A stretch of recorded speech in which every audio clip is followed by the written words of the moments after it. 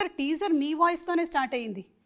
Particular reason ఏంటి అంటే మీరు బాగా తెలిసిన వాళ్ళందరికీ తెలిసింది బాబీ గారి వాయిస్ అని, సో ఐ ఇన్స్టెంట్లీ రికగ్నైజ్డ్ అనమాట. అది దాని గురించి చెప్పాలంటే సుమ్ గారు ఫస్ట్ నేను డమ్మీగా చెప్పేశాను.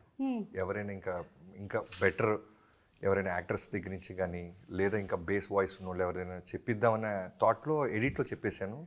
అదే బాలకృష్ణ గారికి సెండ్ చేసి ఆయన చాలా బాగుందన్నారు. మీ అందరం హ్యాపీ. ఫైనల్గా ఓ రోజు వెతుకుతున్నాం ఎవరి చేత చెప్పిస్తే బాగుంటుందని నేను వంశీ గారు మాట్లాడుకుంటుంటే సడన్గా బాలకృష్ణ గారు చేశారు. ఆ ట్రైలర్ అంతా రెడీ అయిపోయిందా, అది ఏంటమ్మా అంటే అన్నీ అయిపోయినాయి బాబు, డబ్బింగ్ ఒకటే చూస్తున్నాం. ఏం డబ్బింగు అన్నారు. నేను చెప్పేశాను కదా అన్నారు. మీ డబ్బింగ్ కాదు బాబు, దాని జోలికి రాము.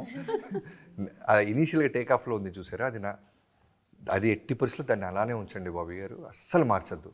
నాకు చాలా బాగా నచ్చింది. ఒక కథ చెప్తున్నట్టుంది, పైగా డైరెక్టర్ వాయిస్తో స్టార్ట్ అయితేనే ఆ ట్రైలర్కి న్యాయం జరిగింది అనిపిస్తుంది నాకు. దాన్ని యాజ్ డీజ్ ఉంచండి అమ్మా అన్నారు. సో ఆయనకి రెస్పెక్ట్ ఇస్తూ ఎక్కడో నాకు చిన్న డౌట్ ఉన్నా సరే నమ్మకంతో రిలీజ్ చేసాం. బట్ జనానికి కూడా మీరు అన్నట్టు నా సర్కిల్కి వాళ్ళకి నా వాయిస్ అని తెలిసింది. బట్ చాలామంది కూడా వీడెవడో బెటర్గా మంచి వాయిస్ తెప్పించారని ఫీలింగ్ వచ్చింది. సూపర్ అండి. అండ్ ఒక్కసారి ఏమైనా రీక్రియేట్ చేస్తారా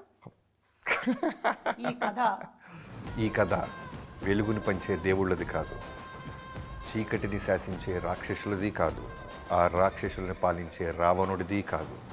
ఈ కథ రాజ్యం లేకుండా యుద్ధం చేసిన ఒక రాజుది, కండ్రగొడ్డలి పట్టిన యమధర్మరాజుది, మరణాన్నే వణికించిన మహారాజుది.